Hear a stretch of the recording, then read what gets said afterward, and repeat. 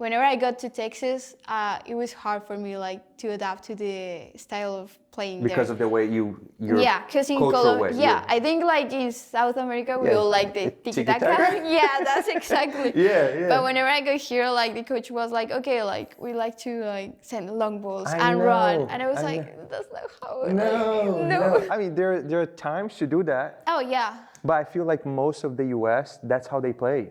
Yeah, that's It's true. very direct.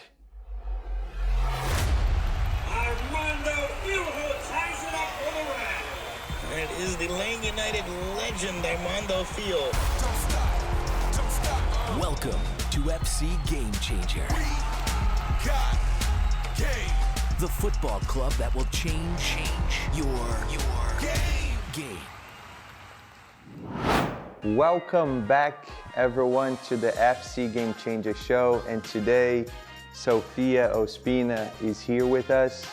She's a student athlete from Bogota, Colombia, embarking on her first season as a transfer at Corbin University in Salem, Oregon. Previously, she kicked off her college soccer career at Northeast Texas Community College. Sofia, thank you so much for taking the time to be here with us, and welcome to the show. Thank you for the invitation. Yeah, totally. We're super excited to have you here. And we had email exchanges this past few weeks, and I just wanted to let the audience know that a week ago, you emailed us and you said, hey, I tore my ACL. Yeah. So we did not want to open the interview talking about the injury, but tell us how you're feeling. I mean, it's hard because I was so excited to play this season. My first season in NAIA, I just transferred from UK. I was so excited. I like prepared so hard, like I worked so hard during summer, but I think it's the risk like whenever you play soccer, like you have to know like there are risks and there are like things that even if you like train and try to like stronger, like it's just gonna happen.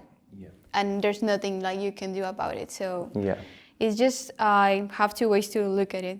Just be like, okay, like it's gonna be hard and it's gonna like be tough, like mentally and like physically, or like okay, like have to see the positive like point of it. Correct. And it's like, okay, I'm just gonna help me like to get stronger like mentally, and it's just like Yeah, no, that's a good way to look at this. It's exactly like you said. You can just be negative about the injury or take a positive take on that. And you're doing the right thing, I think. And now it's just deciding on, the plan moving forward. Have you thought about, where you're gonna get the surgery, doctor, your, injury prevention plan moving forward, the PT that you're gonna have to do? Well, whenever it happened, it was hard. Like, I called my mom and I was like, no, I want to go home. Like, it's going to be too hard to be here, like, without soccer. But later, like, I was okay with my feelings, But after that, like, I like to write a lot. So that helps me, like, to, take out my feelings. Like, yes. Yeah.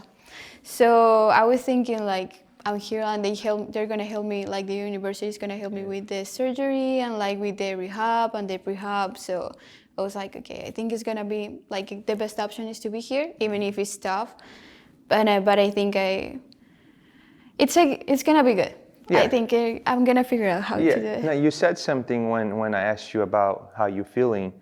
It's definitely gonna make you a stronger, not just athlete, but person. Yeah. Mentally and physically, for sure. Because it's not easy, even though we have to accept, but it's not easy, right? You're excited, you think that you worked as hard as you could to prevent that from happening, and then it happens, right?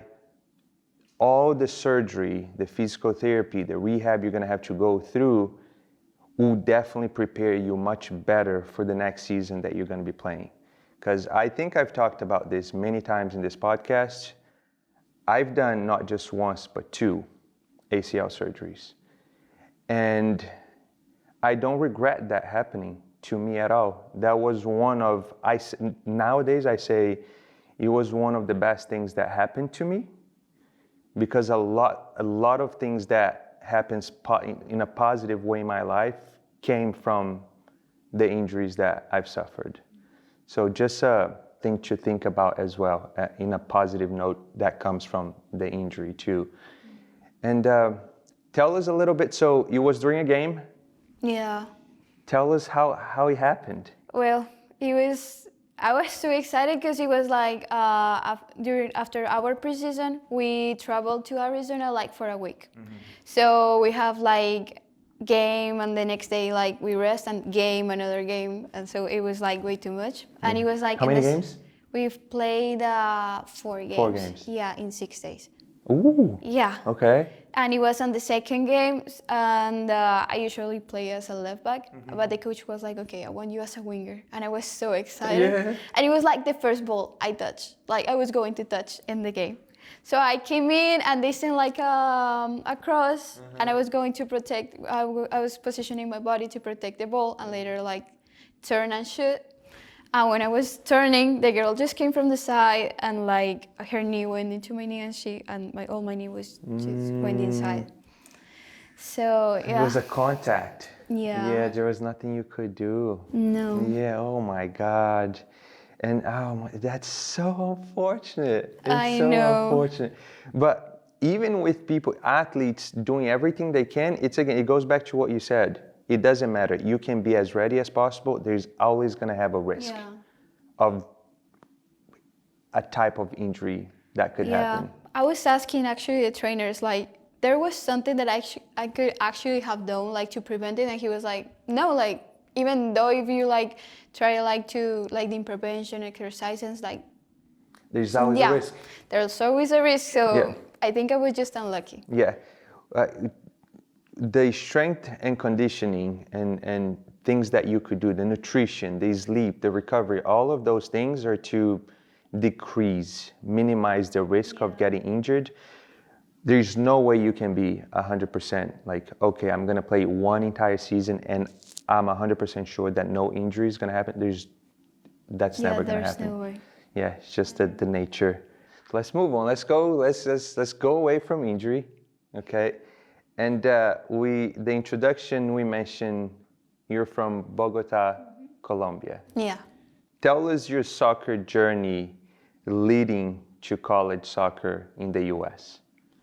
Well, I started playing at 14, so I started really late. And I started playing just with boys. Especially for someone from Colombia, right? Yeah. Usually. I mean, it depends, because now, like, women's soccer is, like, getting stronger. But, like, before, it was, like, the stereotype, like, oh, girls doesn't play soccer, so... That's right. Yeah, it was hard. So I started playing, like, with just boys for, like, a year. And after that, I moved to, like, an academy with girls. And after that, I was like in the base for like a professional team in my country. But like as I was like underage, I would have to like, my parents would have to sign the contract.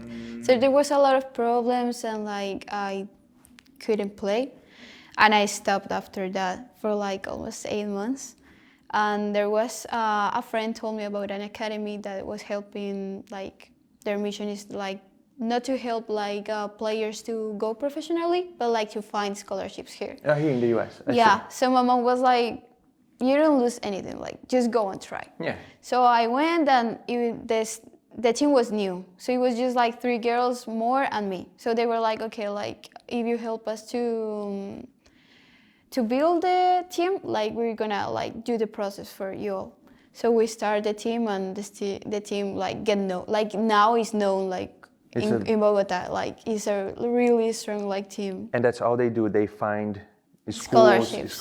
Yeah, that's here and in Italy. I think now they are like getting contacts there. So yeah. That's cool. Yeah, and I stayed in that academy like almost 3 years almost. Because whenever I got like an offer, I was going first to Illinois, but COVID happened, so everything just got like delayed. So after that, a girl from my team just came like a semester before to NTCC, to my JUCO in Texas. And she talked about me to her coach, and the coach was like, okay. So that's how I ended up here. Really? Yeah. Really? So now it's what, an agency that they have in Bogota Yeah. that only does that. That you Yeah. go play for them, and then they find scholarships for you to go to the U.S. and Italy. Yeah, it's like they do like a process. So like they do the highlight, the nutrition part, the psychological part. Like they have sports psychology too, like to help you prepare. And yeah. That's cool. It's interesting because with me it was the similar way, and that's the reason why I went to a junior college as well. I went to a JUCO in the name is Monroe College. It's in New York, in New Rochelle. And that was the same thing. I was getting old enough to sign professional contracts, but then I had the opportunity, because in Brazil, I don't know if it's the same thing. You tell me.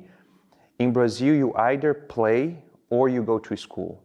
You can't do both at the same time. In Brazil, you can't choose to go professional, but also get a degree in something. Is that the same way in Colombia? I don't think it's the same way, but it's hard, like to like have like both things going on.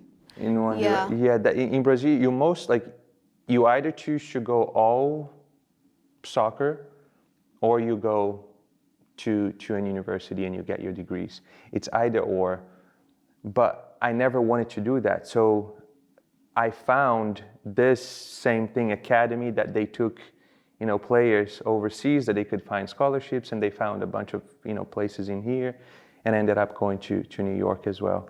And it's similar. They do, I don't know if they still do that, but that's all they did. They had like many teams, and they would take the video, record them, get the highlights, do the psychology, do the nutrition, and then choose and find places in the US.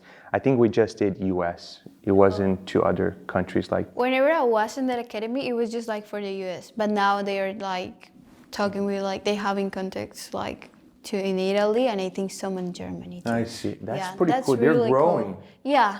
And it's all girls or boys and girls? No, it was just boys at first. And like whenever I got into academy, that's when we started the girls team. But now like it's growing. Interesting. That's cool. So why did you come to a junior college instead of going straight to a college or university? Well, I have like some friends that came before like me, and some went to a university and some went to a JUCO. And the ones who went to a JUCO, they said like, okay, it was like easier, like the change, like the process to like get used to like the culture, the language, Right. like the style of like way in playing soccer, like the academics, yeah, my English. No, it's good. Yeah, so they say it was like, it's smaller, so it's like easier to get used to it. It's not like as hard like to go to a big university and like everything is just like way harder. Yeah, no, that's good for people to know that too. Yeah. It's a way that you can kind of transition a little better, because it is scary, isn't it? Yeah. Like when I came, I didn't know the language. I didn't know what to do. I almost went back home and said, no, I'm going back to Brazil. I'm not staying here. Did that happen to you too? Yeah. Yeah. Yeah, that happened to me too. It was like, I thought like, okay, like the hardest part was to get here. Yeah. But whenever I go here, whenever I get into the airport, I remember like that sensation. And like, I didn't knew anyone. Yeah. And I just like, the coach was like, oh, like you're the one who's dressing like this. And I was like, I got into the car and I was like, okay, I don't know where I'm going. Like, I don't know anyone, I don't know where I'm going, so I was so scared, and I called my mom. I couldn't even like call my mom, Yeah, I remember, me either, because me we don't have either. like the number. So it was like, okay, if he took me somewhere else, like no one is gonna know. Like I was so scared, And whenever I get into the college, I put my stuff in the room, and I was like, okay, what am I doing here? Like, Everyone talking to you, but you don't know how to talk back to them. You're like just. I remember the first time I was talking to the coach, like I couldn't answer like anything. I was like with the phone, like with the translator. I was like, wait. Yeah. You know, it's funny because I took a few English classes, and some of them were credits at junior college, right, in Monroe College. In class, I would just go because I had to go, right? But I had no idea what they're talking about. Like, I had no idea. So then some days, they had a project to do or a paper to deliver to the professor. So I was sitting there, just watching people go up and give the professor the Yeah. paper. And I'm like, was Where I did supposed to do this? So I never stood up and gave anything to the professor because I didn't know what was going on. So nowadays I laugh, but back then I was freaking out. It took me about a year to kind of be okay with the Yeah. language. How long did that take you? I think it almost like a year Yeah, or you two. I too. think even more. Cause Yeah. and even like in class, the first class I remember I went, I didn't understand anything. I was just like sitting there, and they were calling, like saying meeting like new people, and they were like, oh, talk to the person that is next to you, and I was like, I can't. I can't. So since we're talking about this, for players, let's say in Colombia, in Brazil, all over the world, right? They're trying to come to the US and play and go to school, have the same experience that you and we were having right now. What can you tell them? Because I feel like some players might come, get scared, and go back home too early. But if they wait 3, 6, a year, everything becomes okay. What could you tell them in terms of, don't be scared, pretty much? I think like it's not like don't be scared because you always are gonna be scared, because it's a change. It's like a transition. Like you're leaving home, you're leaving your people, the culture, everything. It's just way different. So I think it's like to be consistent and like remember always what is your goal, I would say. That's great. Yeah. Because if you like everything you do, like it's gonna be a change on your life. It's gonna be hard. If you're like something is worth it, it's gonna be like hard. So you have to be like always focused, like, okay, like this is my goal. I know it's gonna be hard, but like, and try to find some ways like how to overcome that. So like about like the language, like I would say like, okay, like find like someone like could speak like your main language and try like ask them for help, or like even talk with the professors, even if it is with the translator. Right. Like they are like, most of the professors are like actually like really willing to help you. So I think it's just like looking for ways to like actually try. That's great.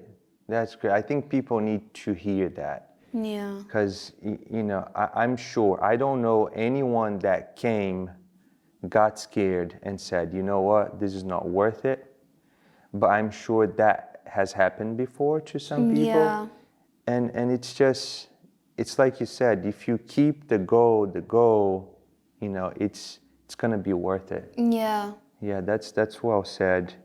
So you were at Northeast Texas Community College. So you came from Bogota, Colombia, To Texas. to Texas. And then you stayed there for 2 years. 2 years. What motivated you to transfer to Corban University? Well, that's a funny story. Because after my last season, when I already finished, like, okay, like I did my highlight, and I started looking for like all the NAIA and the second division emails of schools, and I just sent like a bunch, like a lot of emails. And I was like, I want to move from here. Like, I don't have like family here, so I was like, I have nothing, like, I have no one to be attached to. So I was like, okay, like, I want to discover, like, I want to go into like an adventure. So it was like the other side of the country, and I have like a really good like offer here. So I was like, okay, why not? Like, let's try so you it. just wanted to explore. Yeah. I mean, I know like the time here is like limited, like we have like 4 years of eligibility. So I was like, I want to know, like, have an adventure, Yeah. Yeah, that's good. So even if it was scary, like, I was like, okay, let's try it. Yeah, and now, like, you have friends up here. You're doing okay. Yeah. Yeah. Yeah, That's it's cool. good. It And was a good decision. It was. Yeah. It was. The team is good. Yeah. People are okay. The people is really good. Like, here everyone is so friendly. Yeah. Yeah, they make me feel like home. Yep. Literally. Yeah, that's cool. You're brave. Yeah, you left Bogota, went to Texas, Oregon, and now you're gonna graduate. Yeah. At Corban. Yeah, that's the plan. That's the plan. Mm-hmm. Got to get that fixed. First, yeah. Yeah, And we will then- see how it goes. Yeah, no, I'm excited to see your whole journey, getting the surgery, getting, rehab, and then coming back next year, right? You should be back next year. That's the plan. Yep. Yeah, that's cool. So, in Texas, what's the big difference from there to Oregon? Like soccer-wise? Soccer-wise. I would say like, that's a hard question. I would say like in Texas, like most of the teams were just like physical in the way that everything it was like long balls, so they like to run a lot. Yeah. But later here, like they are like more strong, so they are like their way of playing. Like at Oregon, the games that I played was like it wasn't like a lot before like the injury, but the way I see like they are like more, I don't know how to say it, like tactically organized, so they try to like touch the ball to more, play, like actually play how we like the style of playing that we liked, and they are like more strong, I would say it. So they are like more physical. Okay, here in Oregon. Here, yeah. I see. Whenever I got to Texas, it was hard for me like to adapt to the style of playing because there. of the way your because in Colombia, I think like in South America we all like the tiki-taka. Yeah, that's exactly. Yeah. But whenever I go here, like the coach was like, okay, like we like to like send long balls I and know, run, and I was I like, that's not how it No. I mean, there are times to do that. Oh yeah. But I feel like most of the U.S., that's how they play. Yeah, that's It's true. very direct. Yeah. But that's cool that you found, in Oregon. Yeah. And like whenever I go here, like the coach was like, okay, I'm gonna like leave it like clear since the start. I like the tiki-taka. And I was like, I like it. Like I'm fine with that. I love that. Is he American, the coach? Oh no, he's from Jamaica. Jamaica. Okay. Yeah. Okay. But yeah, Jamaica. I mean, Jamaica. I think it's very physical, but they play football. And he graduated like 3 or 4 years ago from Corbin. Oh, so he's used to. Yeah. I see. So that's really good. I see. I like that. Okay, that tiki-taka. That. Another thing too about tiki-taka though.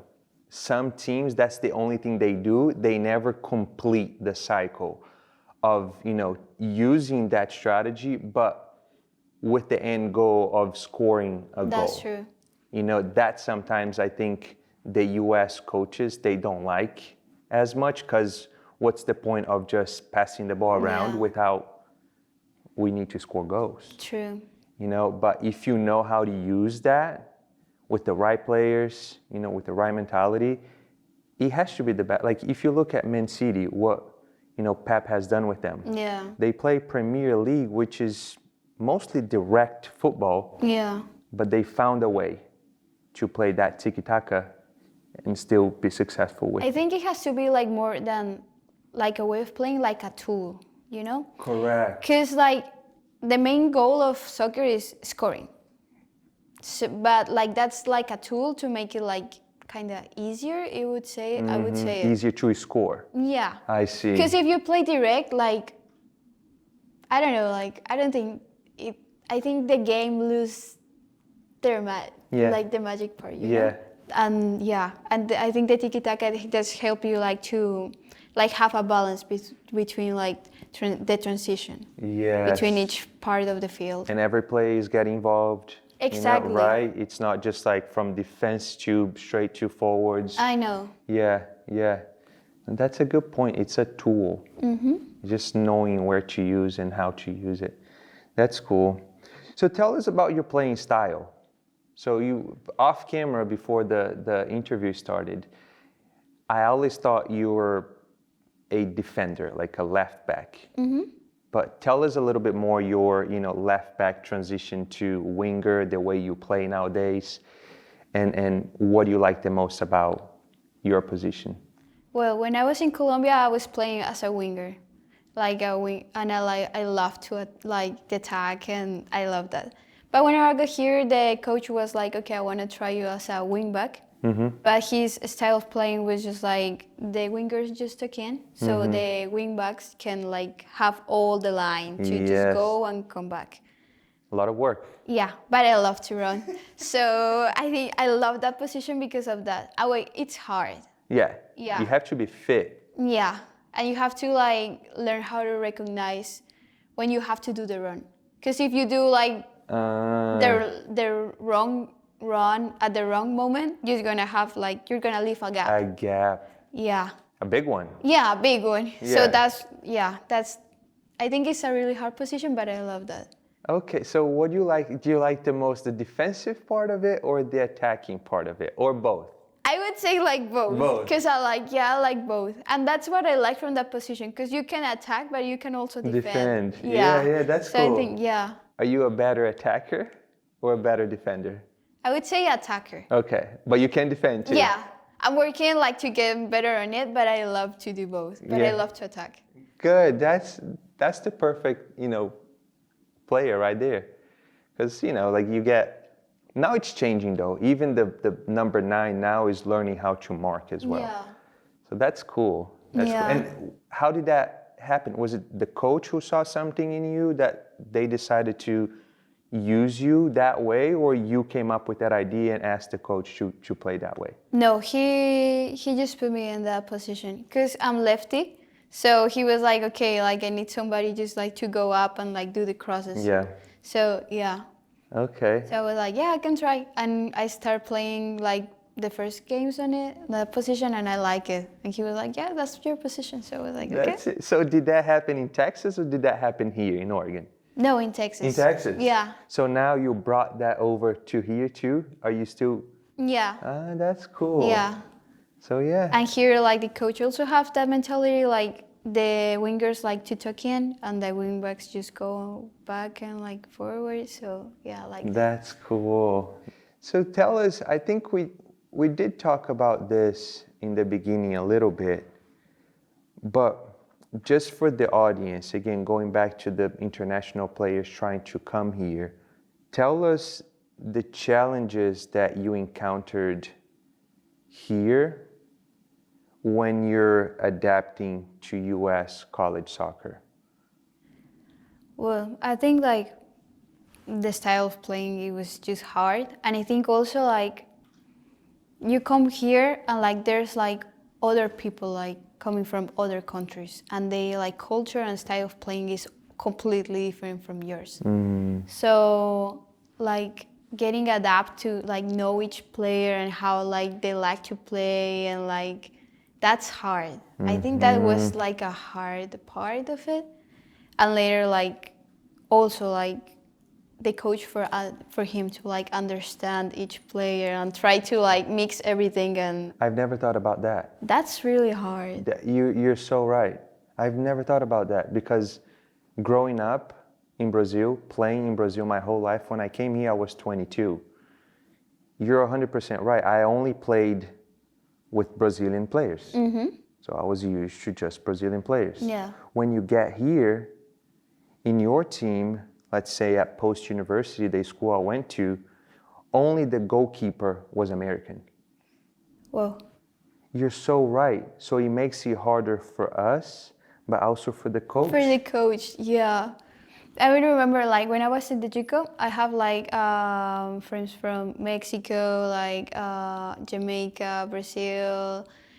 So it was just like a mix of like styles of playing. So like the coach was like, okay, like I have to like, it takes time to know like each player and how like I can help them to adapt to the way that he wants us to play. Yes. And later for like us as a player, like for me it was like also hard like to know, like for example the girl from Jamaica, she was like, okay, I like to run.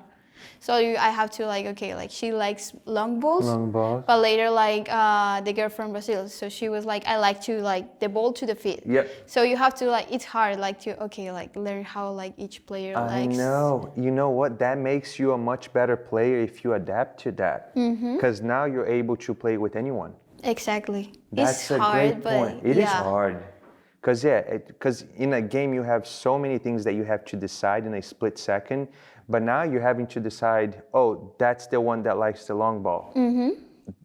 Now I have the Brazilian girl here that only likes on her feet. Yeah. So now every time you're having to make different decisions depending on the player that you're playing Yeah. with. That's interesting. That's interesting. Any other challenges that you found, like training schedule, anything like that? In precision, the schedule too. Because it's like on the morning and later you just go eat breakfast, go like to norm attack or something, and later like practice again. So it was just hard. Cause 2 practice a day. yeah, 2 practices a day.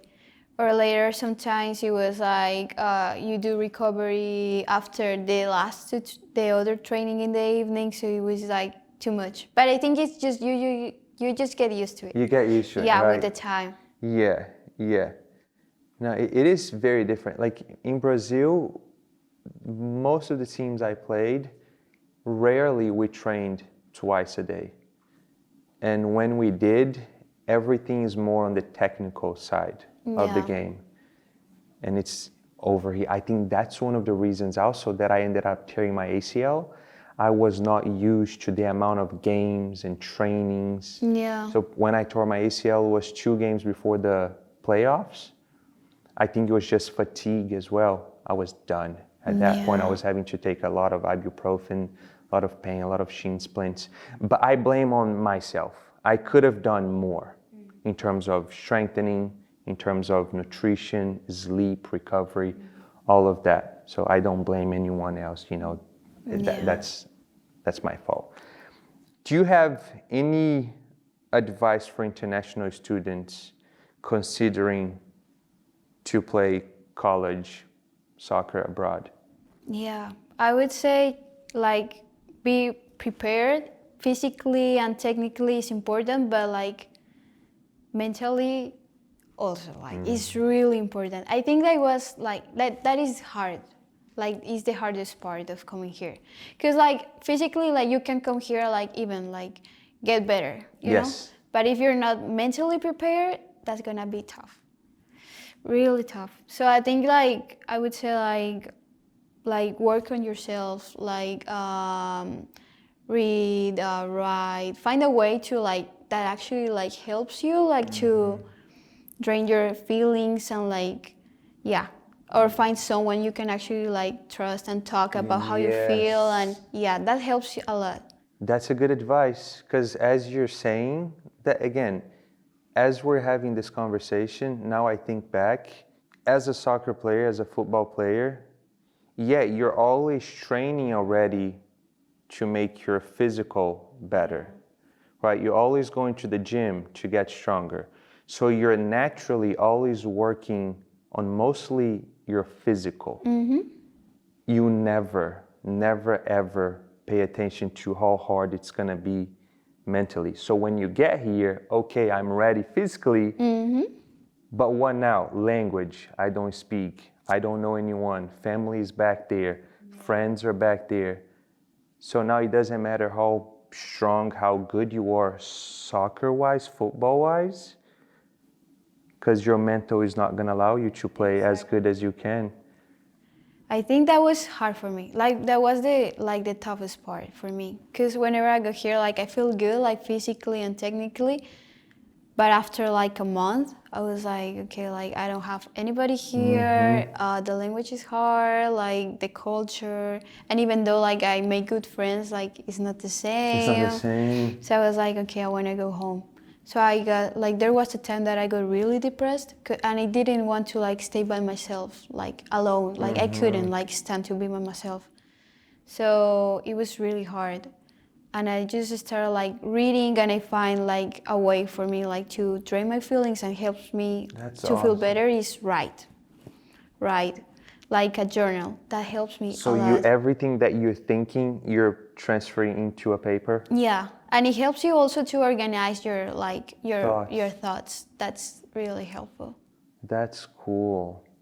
Yeah, I was gonna ask you, ways for people they're going through a really hard time, like exceptional players that could be going through a hard time, they're not able to showcase their real football abilities because of their mental. Yeah. I was going to ask you what are ways, but with you just said it. You love writing.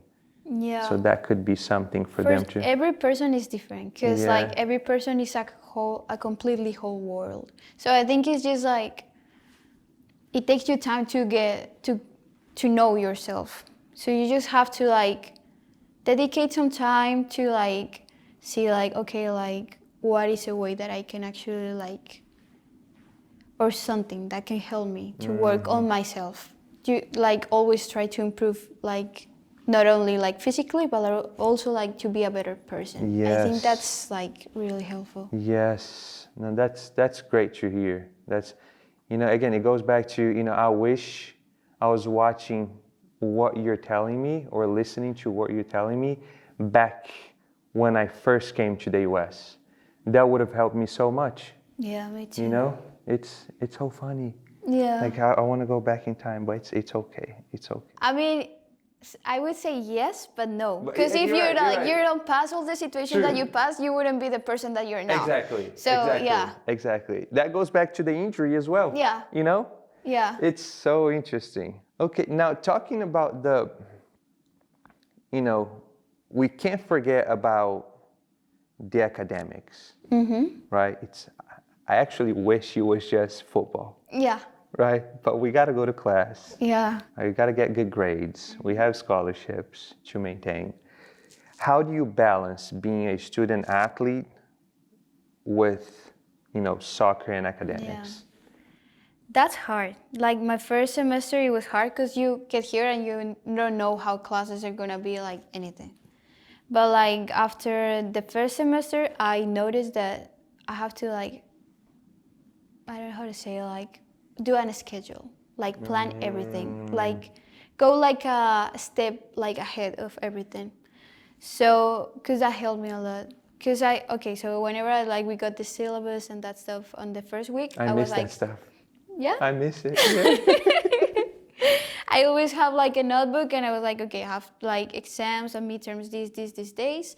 And I have like these homeworks these days. And it's like, okay, like I will try like to work on like homework, like go ahead of the class, like readings and that stuff, like before actually going to class. Cause like on season, like it's just way too hard. Yeah. Like you have to travel, you don't go to class, like you miss class a lot. So it's hard. So if you like have a plan and a schedule, like I would say like that helps a lot. Yeah. So be organized and always like put priorities. Cause I know like, soccer, like we came here for soccer and soccer is like, the main priority. Yeah. But like if you don't like have good grades, like. You don't have soccer. Exactly. Yeah. So you have to keep a balance. So yeah, I would say like plan everything like. That's good. Yeah. That's good. Because, that is overwhelming. It's like you said, during season, you miss a lot of classes. You have no idea what's going on. You're trying to follow everything that's happening. Then you also have to, the papers that you have to deliver, all of those. And it's hard. And if you're not organized, No. forget about it. My first semester was like that. Yeah. Like I didn't organize anything, so everyone in my class was like, but we have that assignment for the last week, and I was like, I don't really know. So since then, like I learned I have to organize. I think that's a good advice. Yeah, and also like talk to your professors, like. And they're going to understand too, Yeah, right? Because they know that exactly. you are a student athlete. Yeah, and they help a lot. It's just like, if you don't talk, they're not gonna know. They're not going to know. Exactly. So just like go and like be honest with them, like, or like if some class is hard, like just be honest. And most of them are like willing to help you. So just talk. Yeah, community, that's good. Because some kids might not, maybe be afraid of talking to the professors. Yeah. I was like that. Yeah. Because I remember like my Colombian friend Anjuka, she was like, but just go and talk and explain them like, the language is hard and like we also traveling but I was like, no, like they're gonna like get mad or something. She was like, no, like they're here to help you. So just communicate, like. Just say it, Yeah. That's cool. We've been talking a lot about the mental side of the game, life as a person. Do you have any pre-game ritual for mental preparation? Yeah. You do? Yeah. I love to like, if the game is on the afternoon or something, I like to get up early and like write everything. You love writing. Yeah, I love writing and That's reading. so cool. Yeah. So you, at this point, you have a lot of stuff that you've written. Yeah, like 2 complete notebooks since I get here. And you have stuff from back home too? No, I No, start it's writing here. Here, okay, Yeah. okay. That was like escape that you found. Yeah. Yeah, that's cool. Yeah. So like I write like how like I view myself on the game, like what I want to do, and like how I expect like everything's going. Like yeah, like I have a view of like how it's gonna be. Oh, wow. And later, like just listening to music, like be on like my bubble all day before the game. You talk like before the game, right? Yeah, before before the the game. game, yeah. So you wake up early, Yeah. then you write. Yeah. Visualize all the good stuff that's going to Exactly. be happening. Yeah. And then close to the game, you I just listen music, yeah. That helps me like to calm, like to relax, like be like create my own bubble like around me, and later just be ready to go. That's cool. Yeah. That's cool. Have you read a book called, or have you heard of a book called The Secret? No. I think if you try to look for at least a summary of that book, Yeah. read it, I think you're going to love it. Because it's all about that, visualizing what you want to happen and manifest for yourself, that eventually it will happen. So you're pretty much doing what the book says Yeah. without reading the book. Yeah. So you're ahead of the game. Yeah, just maybe read the summary of the book. Okay. So off camera as well, another thing that I want to mention was, and I want to bring that up too, because I want to understand your connection with crystals. Mm-hmm. When Jordan was miking you up, she Yeah. asked you, "Are you okay removing your necklace?" You said, No. "Please don't move them. I need Yeah. them here." Yeah. Why is that? I believe that the crystals, like, they get like the bad energy in it, like from people around me, and they just broke by themselves. Like whenever it's like filled, like completely filled, they just broke. And I didn't believe on that until, because my mom like gave me some before coming here, and whenever I got here, like I was like around people and I start feeling like a weird energy, and like they just start broken by themselves. Really? Yeah, so every time like a friend goes to Colombia or something, like I ask my mom just for crystals, like can you send me the crystals? Like, So the I always crystals wear then it. they soak up the bad energy Yeah, to a point that they just yeah. They just break. broke. Yeah. Yeah, by themselves.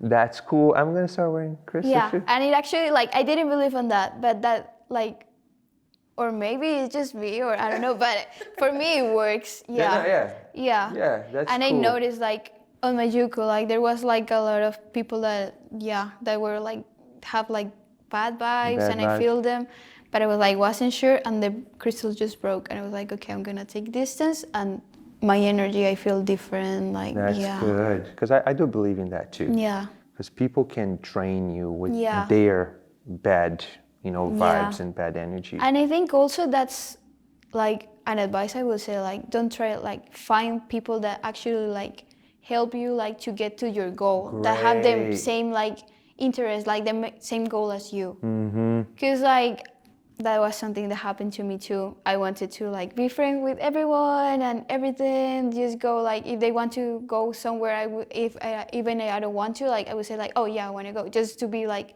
fine with them, we go with the vibe. And yeah, but later I was like start notice that I changed the person that I was because of just trying to be like close to some people. And I would say like no, like always have priorities, like remember your goal. Remember the Yeah. goal. That is good. Yeah. So the next question is actually, it's a change of subjects because it's physical attributes. Yeah. What physical attributes are essential for a successful defender, and how do you maintain your fitness as a defender? Now I know that you're a hybrid Yeah. football player. You are, let's say, a good percentage of the game left back, but you're also attacking as a winger. Yeah. So yeah, let's maybe just talk about how do you maintain your fitness, since it's a lot of running. Yeah. for that position? I would say like always it's important like to go like okay, like my routine like during summer like I love to run like a lot in the mornings, but later I noticed like I need to like work on my explosiveness too. So during summer, a friend, he's actually from Brazil too. Oh. Yeah, he worked like in a gym like for athletes. So he teach me like how to like work more than lifting weights. Yeah. It's like work on the movements. So he helped me like how to like proper run in the correct way, how to jump, and like specific like exercises focusing on okay like how you're gonna turn and working just with your body weight. And I just train like in that way during summer, and I feel so good like whenever I came into preseason, because everyone was like, okay, we're gonna train twice and you're gonna run a lot, like we have the fitness test, and later like my position is like really highly physically demanding. Yeah. So and I was like scared, but I feel good like doing that. Just like work more like focus on explosiveness. That's pretty much it, I would say. That's interesting. And the movement part of it is an interesting topic too. Because if the athlete is, let's say, doing strength training, lifting weights, but moving incorrectly, that's probably causing more damage than good. Exactly. I think like most of the players, like they go to the gym and it's like, okay, I'm gonna lift weights. Yep. But finally, Yep. like we're not like bodybuilders, you know? We need to run, we need to be fast, we need to like move with our own body weight, like be fast on the changes of direction. And I think we have to focus more on that than lifting weights. Yes. And even if it's with weights, just practice those movements. Exactly. Yes. Yeah, we had a strength and conditioning coach on the show, and he talked about that too.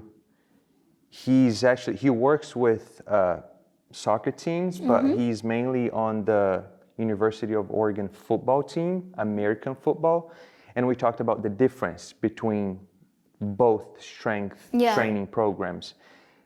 The American football, it's a lot of weights that they need to lift because they need to move heavy bodies. Yeah.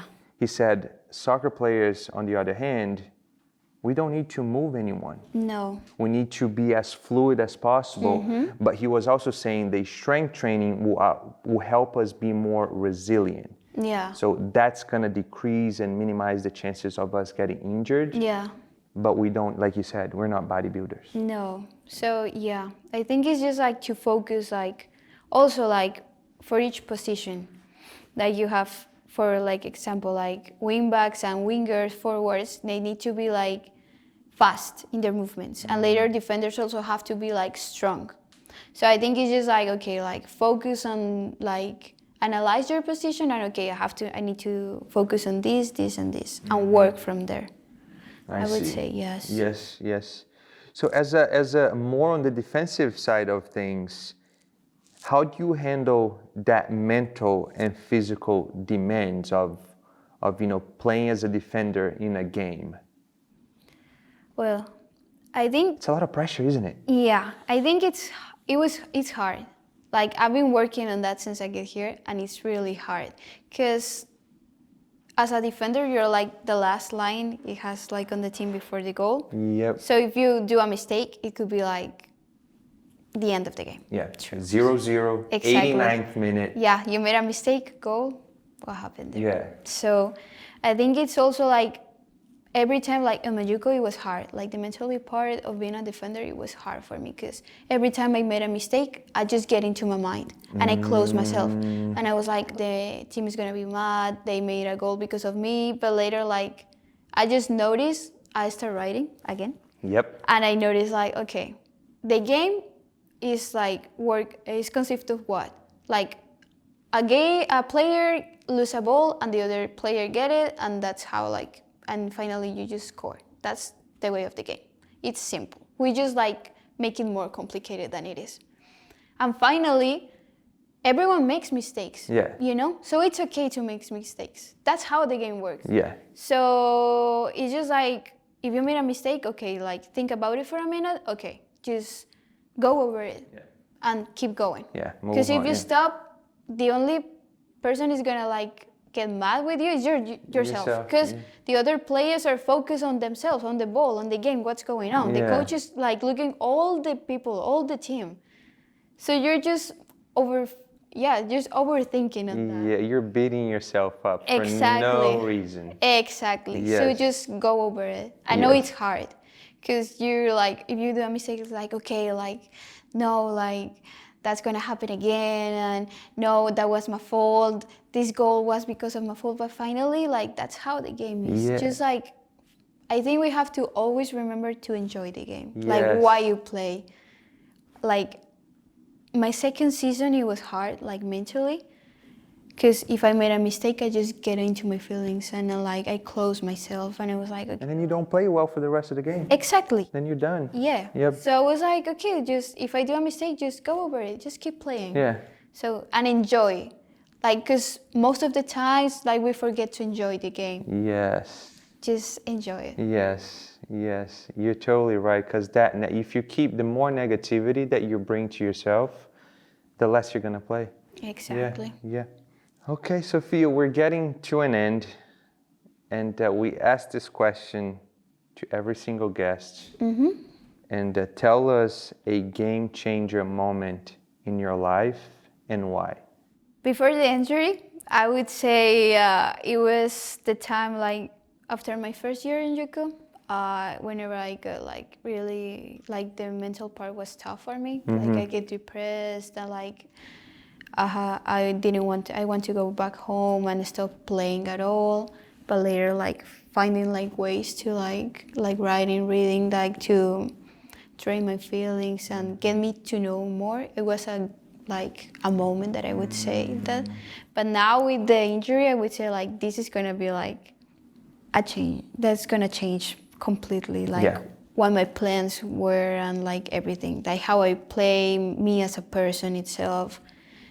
So yeah, I would say the injury. But I want to look at it in the positive way. Yes. So I would say, like, this is going to help me to become a stronger player, a stronger person. And yeah, I would say that. Yeah, no, you're going to be fine. And please, if you have any questions or anything you want to know, again, I've gone not just through one, but 2 ACL surgeries. So I can definitely help you, and I'll keep, communicating with you, because I want to actually, see how things go. Like I said, the surgery, the rehab, and also seeing you come back and play next season, and be even, a much better player, much better person, stronger as well, and do super well next season. Yeah, thank you so much. Yeah, for sure. Where can people find you and also find Corbin University? Well, on Instagram, my username is Sofia Ospina, and later Corbin has, like, on Instagram, he's on Twitter, and, like, even just, like, the Corbin webpage, and, like, we have all the links for the games if you all want to watch. Okay, yeah, so, definitely, I will watch it. Cool. Thank you so much. Thank you so much for the invitation. For sure. Thank you so much for watching, and I really hope you enjoyed this video. And if you did, please help us out. Subscribe down below, and also like the video as well. I hope to catch you soon. Have a good one.